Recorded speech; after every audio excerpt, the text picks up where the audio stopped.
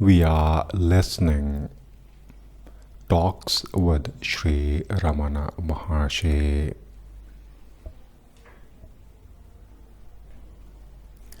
Now, talk number 14.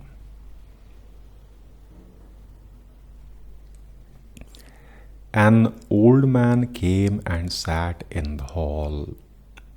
Maharishi was reading Sarma's Sanskrit recension of Arunachal Akshara Malai, the first of the 5 hymns to Arunachal. The man asked softly, "It is said that realization is beyond expression, and expression always fails to describe the realization. How is it?"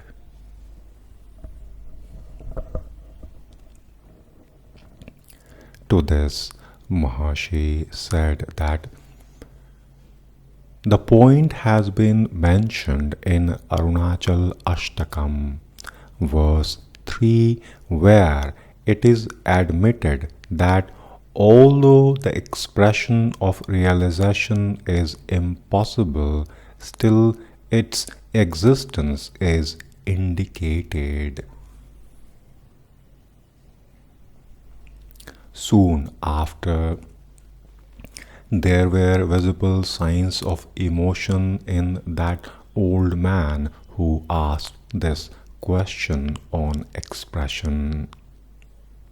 His breath got deep and hard, and he fell on the floor, prostrating humbly, and got up only after 1 or 2 minutes. Remaining calm a brief while, he left the place. Evidently, the man had some illumination. He sought confirmation from Maharishi, who responded fittingly. He found confirmation and humbly and feelingly acknowledged the divine intercession on his behalf.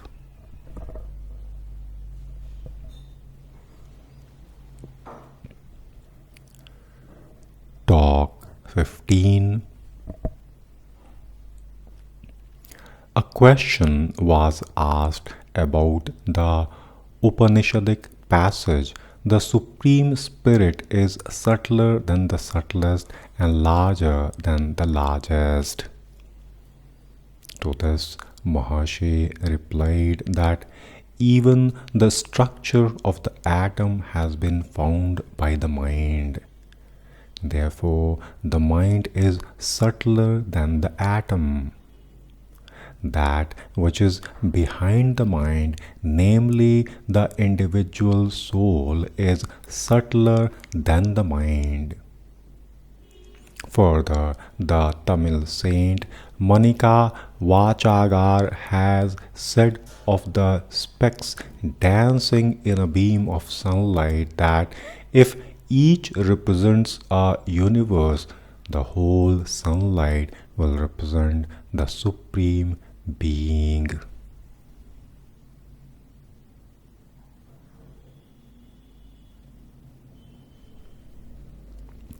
Talk 16.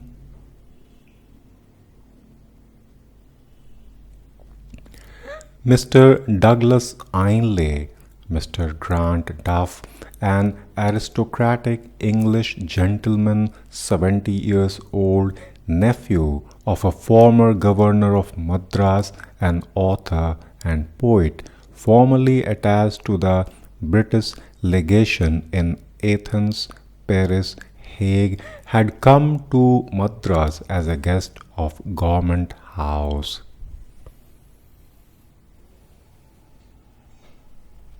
He came to see Maharishi with a letter of introduction from Paul Brunton.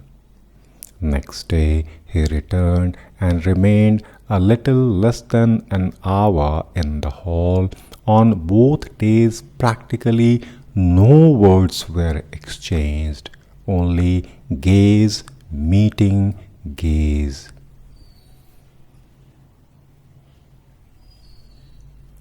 His habits are abstemious. He remains without food of any kind till 1 p.m.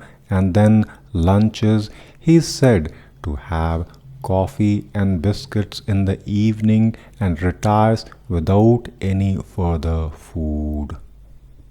He has been a bachelor all along, walks a few miles a day on an empty stomach, speaks little, and is very graceful in his movements.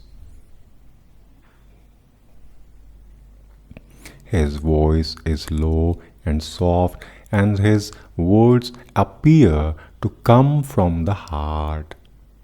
He has friends among whom might be counted the late Son John Woodruff, Sir Sarvapalli Radhakrishnan, Professor Thomas, the Sanskrit professor in Oxford University.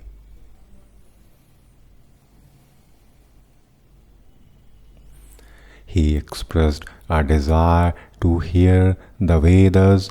On Monday, a letter arrived from Riga, and the questions therein happened to coincide with the question the European visitor has asked relating to the existence of departed souls and how best to serve them.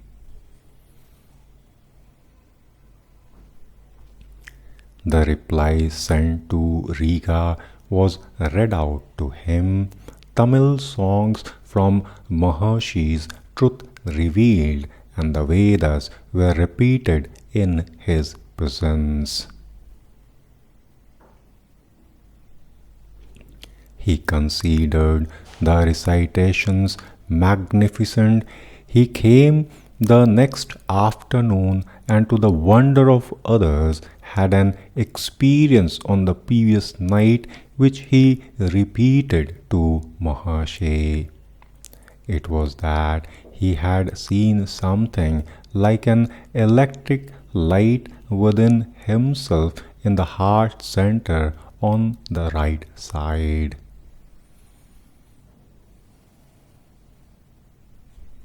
He added further that he had seen the sun shining within. Maharishi smiled a little and then had a translation of Atma Vidya read out to him, wherein there is cryptic saying that realization consists in reaching the Atman, the Self, which is the expanse of consciousness, Chid Vyoman, as distinguished from the mind.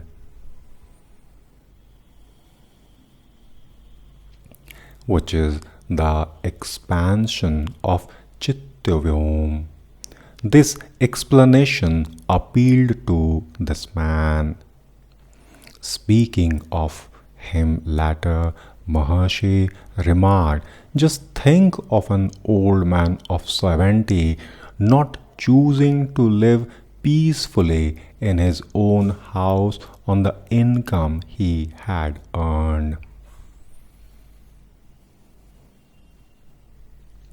How intense has been his earnestness that he has left his native land, dared a sea voyage of 6,000 miles, and faced the hardships of long railway journeys in a foreign land, ignorant of the language, undergoing the vicissitudes of a lonely life, submitting to the inclemency of a hot climate, in surroundings uncongenial and unaccustomed to him. He could have been happy in his own house. It is his longing for internal peace that has brought him here.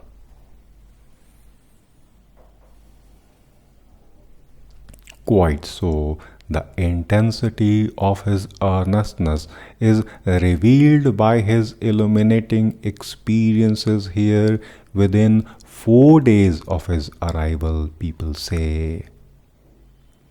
With regard to the question concerning departed souls, so long as a man identifies himself with his gross body, the thought materialized as gross manifestations must be real to him.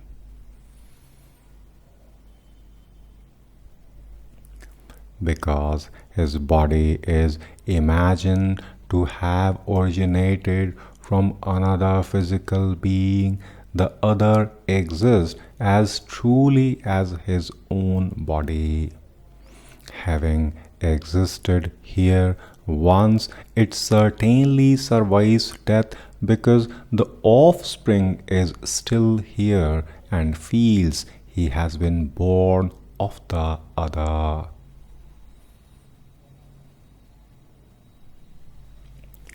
Under these circumstances, the other world is true, and the departed souls are benefited by prayers offered for them. On the other hand, considered in a different way, the one reality is the self from whom has sprung the ego, which contains within itself the seeds of predispositions acquired in previous births.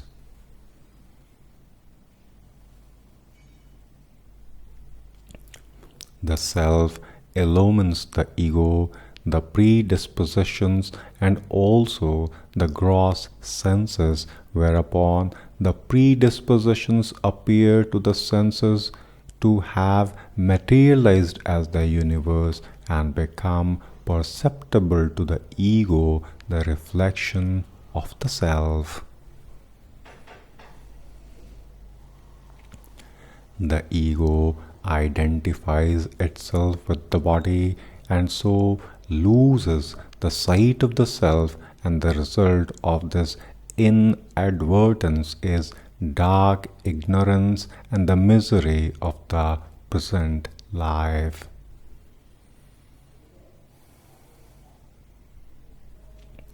The fact of the ego rising from the self and forgetting it is birth. So it may be said that the birth of the individual has killed the mother. The present desire to regain one's mother is in reality the desire to regain the self, which is the same as realizing oneself or the death of the ego. This is surrender unto the mother, so she may live eternally.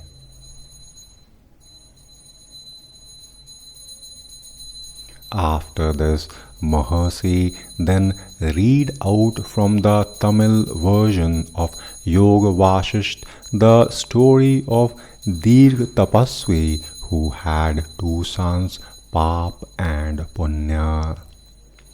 After the death of the parent, the younger one mourned the loss, and the elder brother consoled him as follows.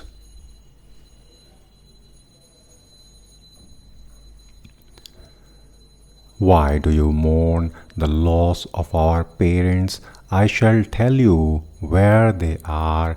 They are only within ourselves and are ourselves. For the life current has passed through innumerable incarnations, births and deaths, pleasures and pain, etc., just as the water current in a river flows over rocks, over pits, over sands, elevations, depressions on its way, but still the current is unaffected.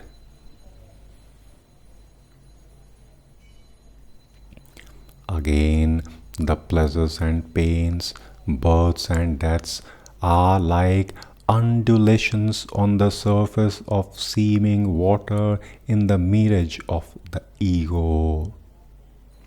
The only reality is the self from where the ego appears and runs through thoughts which manifest themselves as the universe, and in which the mothers and the fathers and the friends and the relatives appear and disappear.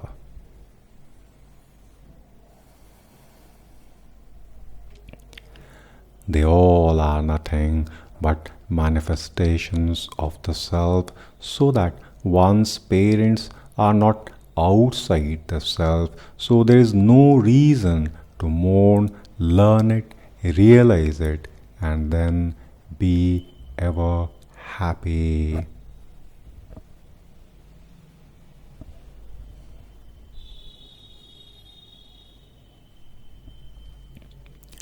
Talk 17. Mr. W Y Evans Wentz, an English research scholar of Oxford University, again brought a letter of introduction from Mr. Brunton and arrived on a visit. He was tired after his journey and required rest. He is quite accustomed to Indian ways of living, having visited this country several times, and he has learned the Tibetan language and helped in the translation of the Book of the Dead and the life of Milarepa, the greatest of Tibetan yogis, and a third book on the Tibetan secret doctrines.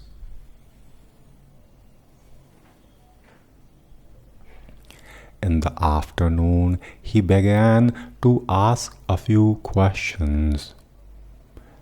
They were related to yoga. He wanted to know if it was right to kill animals such as tigers, deers, etc., and use the skin for the yoga posture asana practice.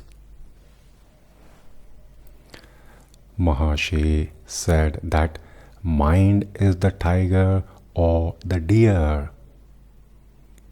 Then Mr. Wentz said, if everything be illusion, then one can take lives.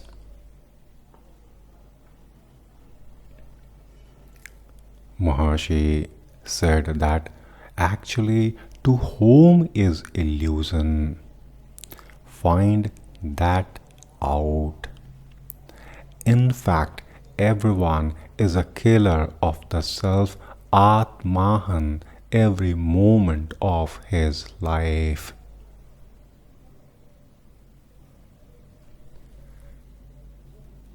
The devotee questioned that if everything be illusion, then one can take lives? Maharishi said, to whom is illusion? Find that out. In fact, everyone is a killer of the self Atmahan every moment of his life.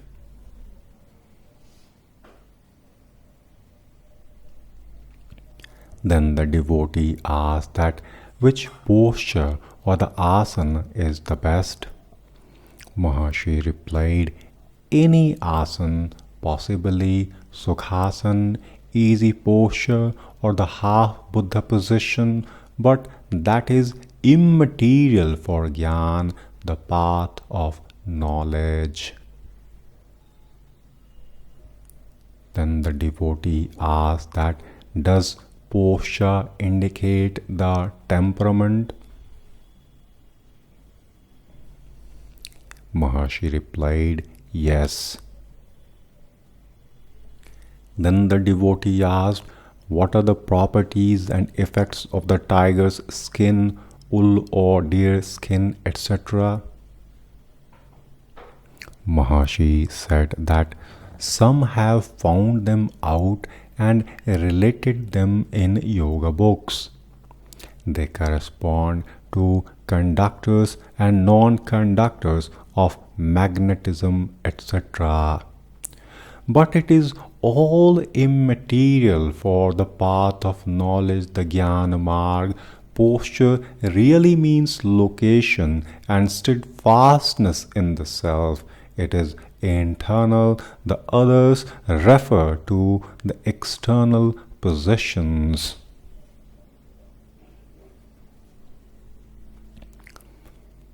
The devotee then asks that which time is most suitable for meditation. Maharishi then replied, "What is time?" Then the devotee asked, "Tell me what this time is." Maharishi replied, "Time is only an idea. There's only the reality. Whatever you think it is, it looks like that. If you call it time, it is time. If you call it existence, it is existence, and so on. So after calling it time, you divide it into days and nights, months and years, hours, minutes, etc. Time is immaterial for the path of knowledge, but some of these rules and discipline are good for beginners.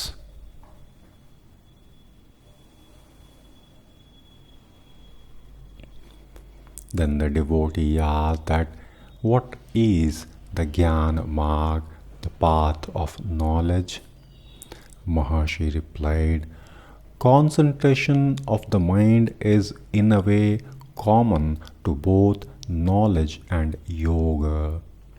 Yoga aims at union of the individual with the universal, the reality, and this reality can't be new. It must exist even now, and it does exist. Therefore, the path of knowledge tries to find out how Viyoga, the separation, came about. The separation is from the reality only.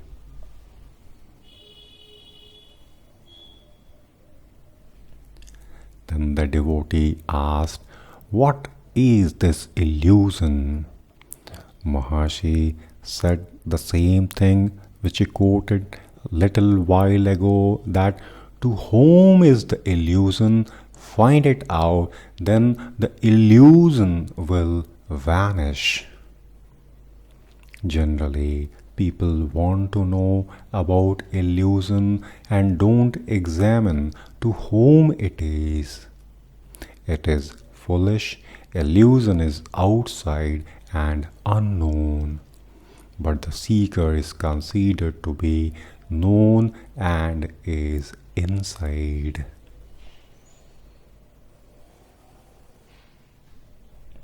Find out what is immediate, intimate, instead of trying to find out what is distant and unknown.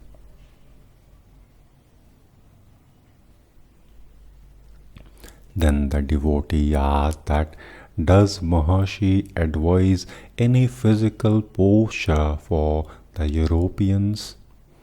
Maharishi replied, it may be advisable, however, it must be clearly understood that meditation is not prohibited in the absence of asanas or prescribed times or any accessories of the kind.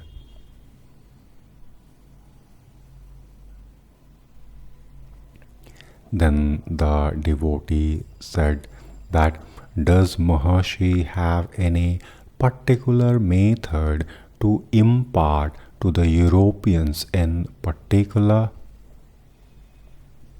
Maharishi replied that it is according to the mental equipment of the individual. There is indeed no hard and no fast rule.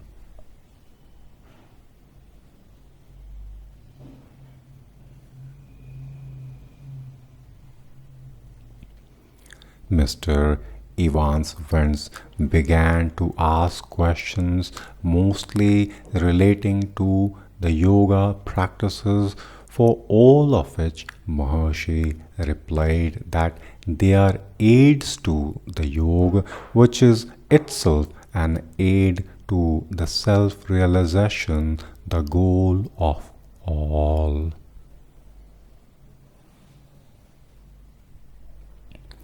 The devotee then asked that, is work an obstruction to self-realization? Maharishi replied, no. For a realized being, the self alone is the reality, and actions are only phenomenal, not affecting the self. Even when he acts, he has no sense of being an agent.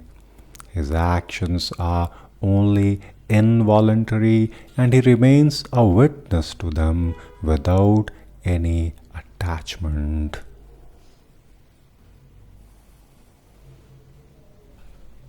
There is no aim for this action. Even one who is still practicing the path of wisdom, Gyan, can practice while engaged in work. It may be difficult in the earlier stages for the beginner, but after some practice, it will soon be effective, and the work will not be found a hindrance to meditation.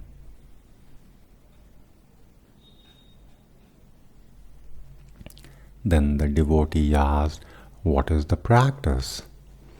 Maharishi replied, the constant search for I, the source of the ego. Find out who am I. The pure I is the reality, the absolute existence, consciousness, bliss. When that is forgotten, all miseries crop up. And when that is held fast, the miseries don't affect the person.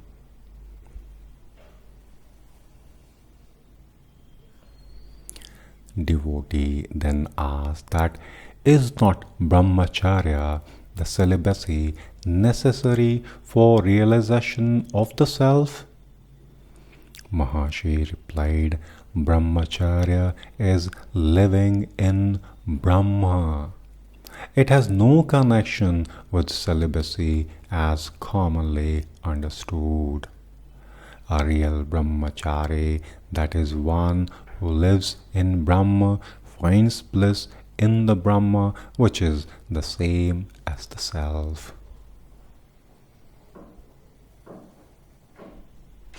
Why then should you look for other sources of happiness? In fact, the emergence from the self has been the cause of all the misery. Then the devotee asked that celibacy is a mandatory practice for yoga people used to advise.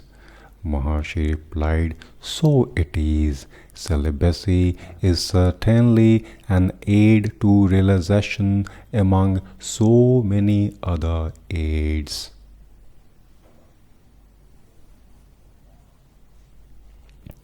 Devotee then asked that, is it then not indispensable? Can a married man realize the self?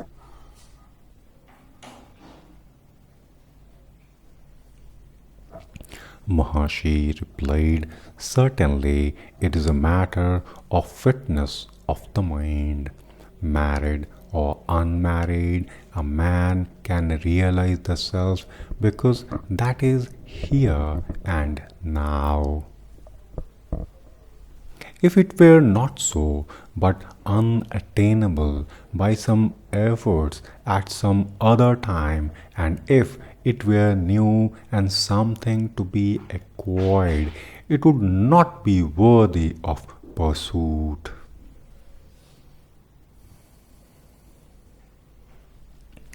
Because what is not natural cannot be permanent either. But what I say is that the self is here, now, and alone. Devotee then asks that God being immanent in all, one should not take life of any kind. Is society right in taking the life of a murderer? Can the state do so either? The Christian countries begin to think that it is wrong to do so.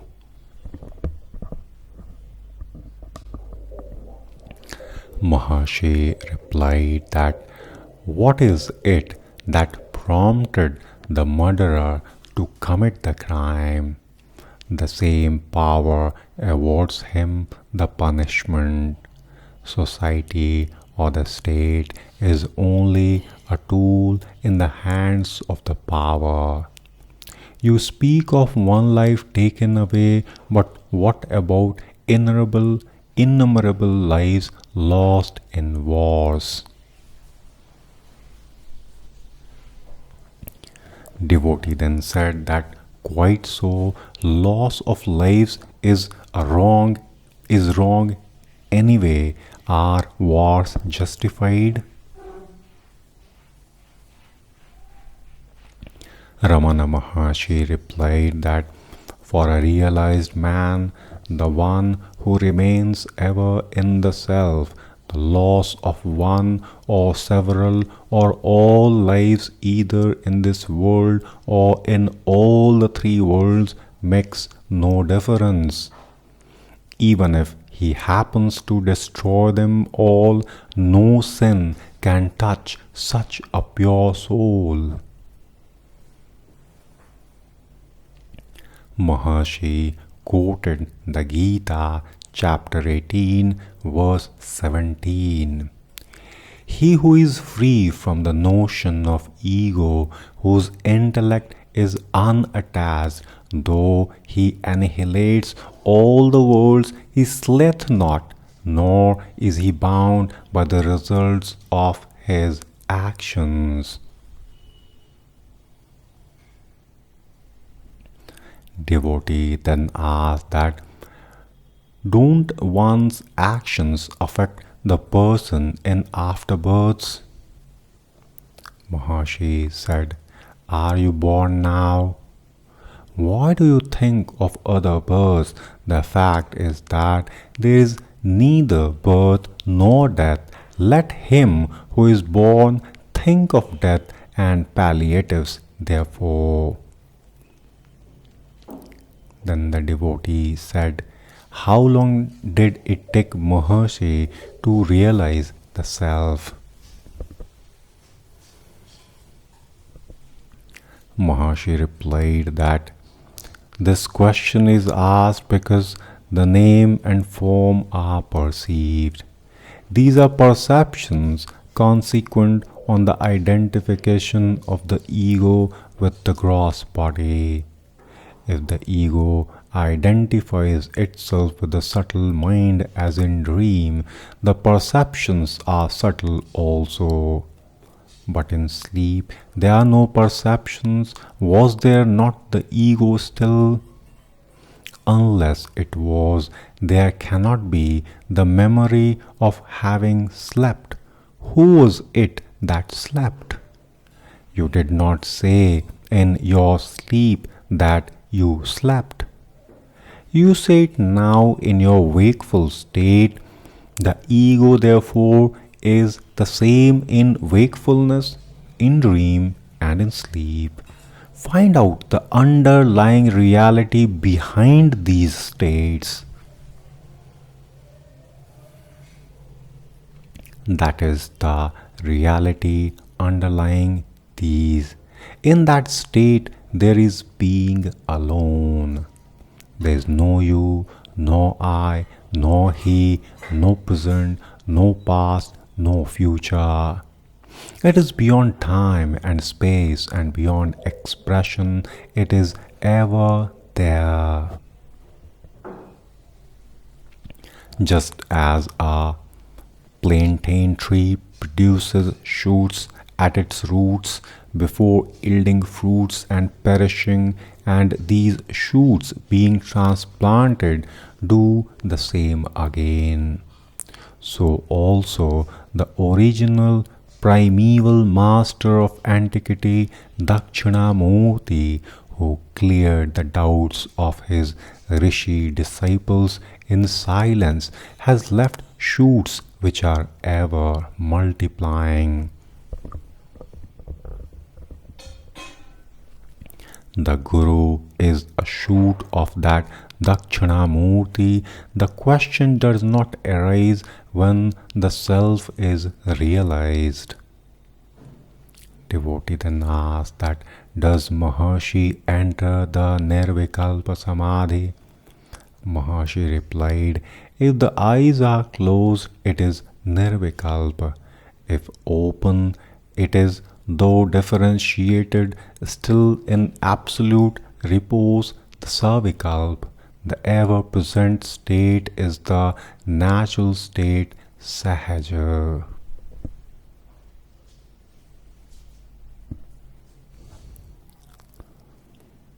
Now we take a pause.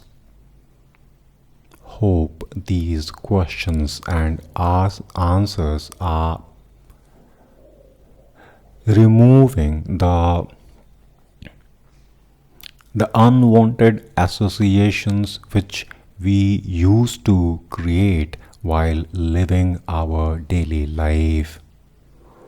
Hope with these answers we cut down the unwanted crap which we used to produce during our conversation, while at work, while with family. Thanks for listening.